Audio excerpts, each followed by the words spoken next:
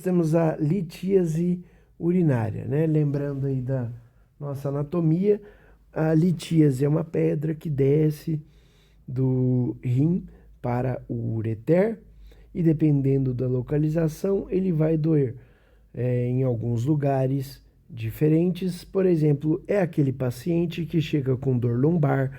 Doutor, as minhas costas estão doendo agora, a minha barriga está doendo aqui embaixo, ao lado do pé da barriga. Aí você lembra da sua anatomia e de cada lado lembramos no cantinho da saudade, que é a fossa ilíaca direita ou fossa ilíaca esquerda, dependendo do local qual uréter estará sendo obstruído. E, dependendo disso, a dor é tão intensa que o paciente acompanha com náuseas e vômitos em si, né? Ele chega a vomitar de dor. Também temos por uma alteração gastrointestinal. Também temos outra alteração, que é a hematúria, tá? A hematúria, meus amiguinhos, aqui está escrita ela é o resultado da pedra que desce rasgando.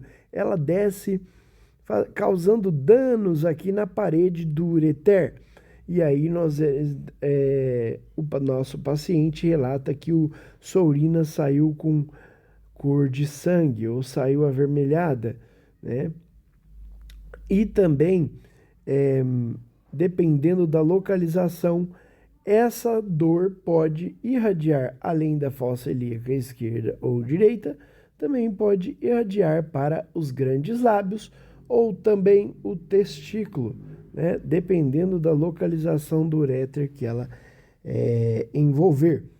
E como nós vamos fazer diagnóstico? Bom, se você suspeita do seu paciente com litíase urinária, né, você pode perguntar para ele: essa paciente, ela está grávida? Bom, se ela estiver grávida, você pode levar ela à ultrassonografia de rins e vias urinárias. Por quê? Para você não expô-la, não colocar ela à exposição de raios de radiação, certo? Então, você não vai fazer essa paciente passar por irradiação, então você usa a ultrassonografia. Ah, mas o rim está lá atrás, ele passa por interposição de gases. Sim, ele passa por interposição de gases, mas a regra é a ultrassonografia, né, para você tratar essa paciente com dignidade sem afetar o seu feto, né, o seu bebezinho. Se a paciente não estiver grávida, ou o paciente, espero que não venha atrapalhar nenhum tipo de diagnóstico, você tem certeza que ela não está grávida, ou é um paciente masculino, né? Você vai usar a tomografia, tá? Porque o padrão ouro é a tomografia computadorizada helicoidal sem contraste, tá? Então, na paciente, você não vai expor a irradiação, tá? Não vai expor a irradiação da tomografia, não. Gestante, não, tá? Nem raio-x e nem tomografia. Para aquele paciente em que a paciente que não está grávida e o paciente masculino, você tem no seu lá no local de trabalho, alguma tomografia? Não! Então aí você vai usar a ultrassonografia de rim e pode ajudar com raio-x para dar aquela sensibilidade maior. E, se sim, você vai usar o cálculo da obesidade, né? O critério da obesidade. Se aquele paciente ele tem um IMC maior de 30, você vai usar uma dose padrão de irradiação, tá? E se aquele paciente ele tem uma menor de 30, o IMC dele, você vai tratar sem contraste, né? Tomografia sem contraste, que é o padrão nosso, tomografia computadorizada helicoidal sem contraste, com uma irradiação menor. ok? Lembrando disso, continuando, nós vamos fazer a conduta. Bom, a conduta é bem simples. Você começa sempre com um tratamento expectante, mas nem sempre também. Vamos ver aqui. Mas a maioria das vezes, graças a Deus, é uma conduta expectante com medicamento, ok? Um tratamento conservador. Então você vai usar analgésicos como o AINES, né? Que são, além de potentes analgésicos, os AINES, eles também atuam como uma ação antiespasmódica no ureter, né? Então, esse ureter, ele vai ser também está sofrendo espasmo lá na contração, por isso que dá cólica, por isso que é uma dor encólica, né? Na região lombar e passa para a fossa ilíaca e também lábios maiores e menores e testículos. Ele também é por causa das questões de espasmo do uréter.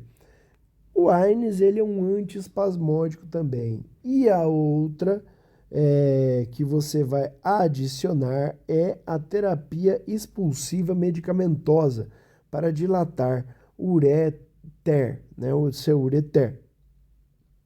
E esse ureter, a primeira linha para trabalhar com ele é a alfa-bloqueadores. Os alfa-bloqueadores, nós temos a tanzulosina, né? A tanzulosina, que ela é muito importante, ela é número 1. Porém, se o seu paciente tem um histórico de hipotensão postural, ele tem uma pressão baixa, ele já tem hipotensão postural, você não vai usar a tanzulosina, você pode usar os bloqueadores de canal de cálcio como nifedipino. Porém, caso falhar esse tratamento ou em alguns casos proibidos, você não vai poder usar o tratamento conservador, né? Então você vai usar o quê? Quando você não vai fazer um tratamento conservador ou quando você começa a tratar, tem que intervir de um jeito ou de outro, né? Primeiro, quando falhou, né? Falhou o tratamento, você tem que intervir. Ou também, quando o cálculo do teu paciente é maior de 10 milímetros, tem que intervir, tá? Ou dor refratária a analgesia ou recorrentes. Olha aí, você fez o tratamento conservador, deu falhada aí, também tratamento intervencionista. Quando o rim ele é único, ou quando tem uma insuficiência renal aguda, ou uma função renal limítrofe, tratamento intervencionista. E quando você tem um tratamento, quando você tem uma obstrução persistente, mesmo você tratando aquele paciente, você não melhora aquela obstrução, não adiantou com dilatador, antiespasmódico, você vai dar o tratamento para ele, que é a sua intervenção, né? E também isso aqui é importantíssimo. Infecções urinárias associadas à obstrução. Pelo amor dos meus filhinhos, não deixam de atentar para a infecção realizada essa infecção que está associada à litíase é letal, ela dá sepse e mata, ok?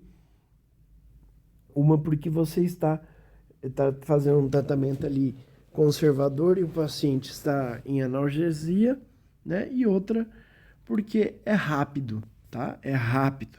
Então, sistema urinário não tem que ter bactéria, não tem que ter fungo, não tem que ter nada. Tem que ser estéril, tá? Então, é isso. Você vai intervir. E quais são as intervenções? Se você está atento, segue nosso canal lá no Instagram, Medicine Torres, né? E quando você vai intervir? Você vai intervir quando aquelas questões, né? E nós temos umas opções aqui de intervenção. Primeiro, nós temos a litotripsia, litotripsia, tá? Tripsia, você vai quebrar a pedra, quebrar pedras. É extracorpórea, por fora do corpo, por ondas de choque. Você vai passar ali e vai quebrar a pedra por fora do corpo, tá? Por ondas de choque. Eu vou chamar de leco, tá? Litotripsia extracorpórea por onda de choque. Temos a URS, que é a ureteroscopia, né? Ureteroscopia você também pode é uma intervenção, e eu coloquei aqui porque estava mal escrito, é a nefrolitotomia percutânea, também é algo que se utiliza. As outras duas, que são a cirurgia aberta e a cirurgia robótica, hoje em dia não é tão usado e não se opta tanto aqui no Brasil para isso. Então, quando você vai tratar essa obstrução? Bom, falamos muito do ureter, também esquecemos de falar um pouquinho do rim, né? Mas o rim, quando é no rim, você tem algumas opções, e quando no ureter, você tem outras opções. No rim, quando aquela pedra tiver... Lembre-se que a intervenção aqui no ureter era cálculos acima de 10 milímetros. Agora nós estamos falando do rim, tá? No rim. Nosso, esse nobre órgão, esses dois nobres órgãos importantes. Quando o cálculo ele é maior de 2 centímetros, maior de 2 centímetros, não confunde com os 10 milímetros lá do ureter, é maior de 2 centímetros, é a nefrolitotripsia diretamente, tá? É percutânea, e você vai fazer nefrolitotripsia percutânea. E você vai fazer direto, tá? Quando você tem um cálculo que não chega a 2 milímetros, não é maior de 2 milímetros, pode chegar a 2 ou menor, né? O menor de 2 milímetros, e tiver num polo inferior, então o 2 ele é um limite ali que você, entre 2 e acima de 2 também, você já vai fazer a via percutânea, tá? Para extrair totalmente. Quando você tem um cálculo menor de 2 centímetros e está no polo inferior do rim, que é lá embaixo, né, no pezinho do rim aqui, você pode fazer a ureteroscopia ou a nefrolitotripsia percutânea, tá? Quando ele está no polo, ele é a mesma coisa que menos de 2 centímetros, e está no polo médio ou superior, você pode fazer a litotripsia extracorpórea por onda de choque, tá? Mas você pode fazer só em algumas ocasiões. Quando você não vai fazer, né? Quando você não vai fazer? Paciente obeso, gestantes, distúrbios de coagulação, rim único e qualquer alteração renal de estrutura do rim, tá? Qualquer alteração do rim, você vai ver também a densidade maior de 900 UH, tá? Desse lito, e a distância da pele até o cálculo tem que ser maior de 10 centímetros. Você não vai fazer a extracorpórea, tá? Não vai fazer. Então, você tem que fazer esse checklist aqui, ó. Proibido para pacientes obesos, gestantes, distúrbios de coagulação, rim único, alterações renais. A densidade da pedra é de mais de 900 UH e a distância entre o cálculo e a pele é maior de 10 centímetros, esquece, não vai fazer litrotripsia. Caso contrário, você pode fazer, tá? E quando você vai falhar o leco, você pode fazer a ureteroscopia, tá? Ureteroscopia. Quando for no ureter, o padrão, a regra ouro da pedra está no ureter, perdão, eu estudei em outro lugar e eu peguei esse sotaque. Ureter sempre é a ureteroscopia, tá? É uma alternativa 100% correta. Então, nas provas, ó, ureteroscopia com fragmentação e extração, né? Se a parte distal, né?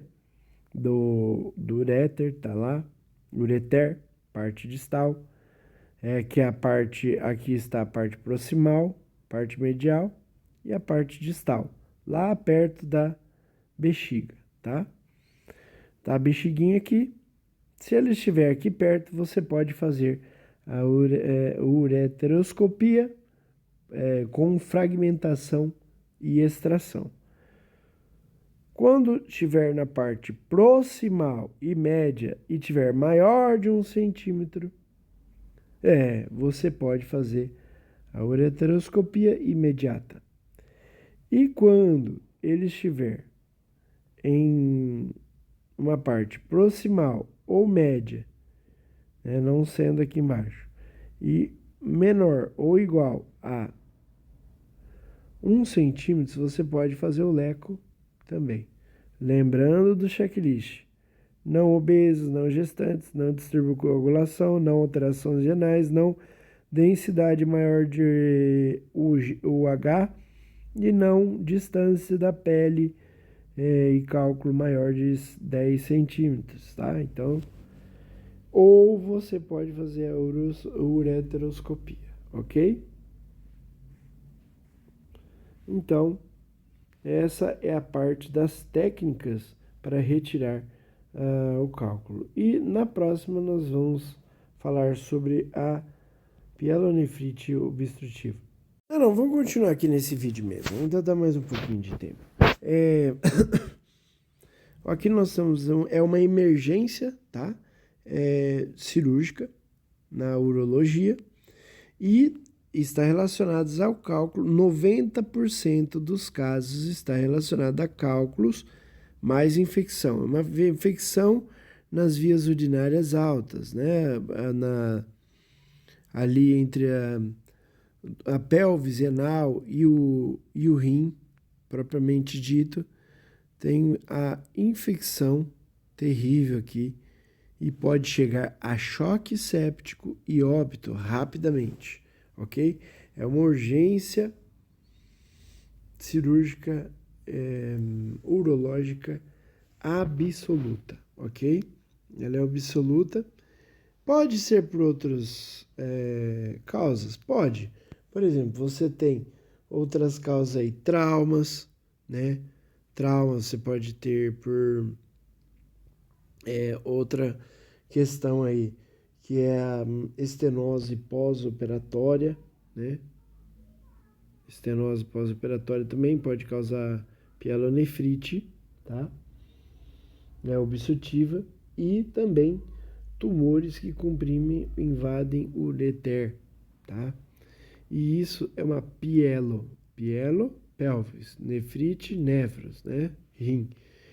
Então, isso é rápido e obstrui e evolui para sepse e morte. Na urgência, né? Nós vamos ver o que? A pessoa está com cólica nefrética mais febre, que é o mais importante você lembrar. cólica nefrética mais febre, tá? Associada a leucocitose, PCR alto e piúria, né? Piúria é ali você vai ver a urina que está cheia de também leucócitos, né? Muitos leucocitúria, tá? Ou piúria também. Então a leucocitúria ou piúria, que é o pus, é um sinal de pielonefrite obstrutiva. Então, leucocitose, PCR e leucocitúria, tá? Leucocitúria ou piúria, tá? Que é o pus propriamente dito. Mas mesmo se tiver só os leucócitos aumentados, já pode considerar com cólica nefrética, que é uma dor em cólica, né? Mas febre, aí já pode ver que a pessoa tem uma tendência maior, uma probabilidade maior de ser a pielonefrite, né? E aí você tem um tripé aí da questão da tratamento obrigatório, né? Você precisa atacar em duas frentes simultâneas.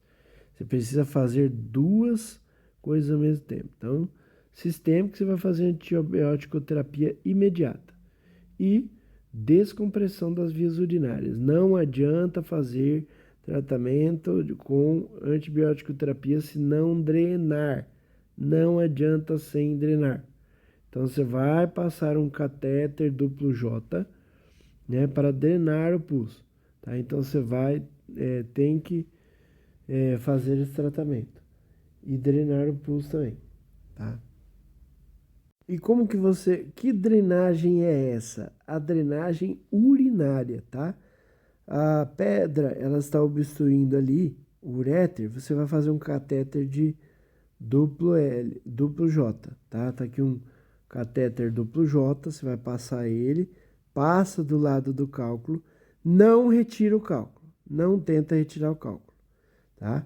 Você vai passar o catéter duplo J, vai passar ali perto dele, para você deixar a urina, que está aqui em cima, onde o antibiótico sozinho não vai conseguir alcançá-la nem desobstruir, você vai desobstruir com um catéter duplo J, tá? Um J em cima e um J embaixo, tá?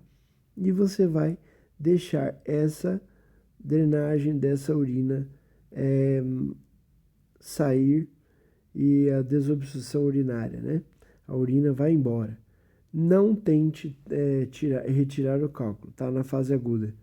Nunca. Por quê? Porque o uréter já está fiável, já está pela infecção. Se tentar arrancar a pedra, vai arrebentar o uréter e inundar o retroperitônio de pus. E aí é o que a gente não quer, né? Então, primeiro, duplo J ao lado da pedra, passa para o lado dela e deixa a urina ir embora, né? Sair aquela urina infectada, sair aquela infecção e o tratamento definitivo, depois o cálculo deve ser retirado aí do local, né? A sua retirada definitiva é por ureteroscopia, um exemplo, por exemplo, só deve ser agendado após a resolução do quadro infeccioso. Não mexa no cálculo na fase aguda, ok? E é isso. Próxima aula, próximo vídeo, vamos ver a próstata. Tchau, obrigado. Deus abençoe.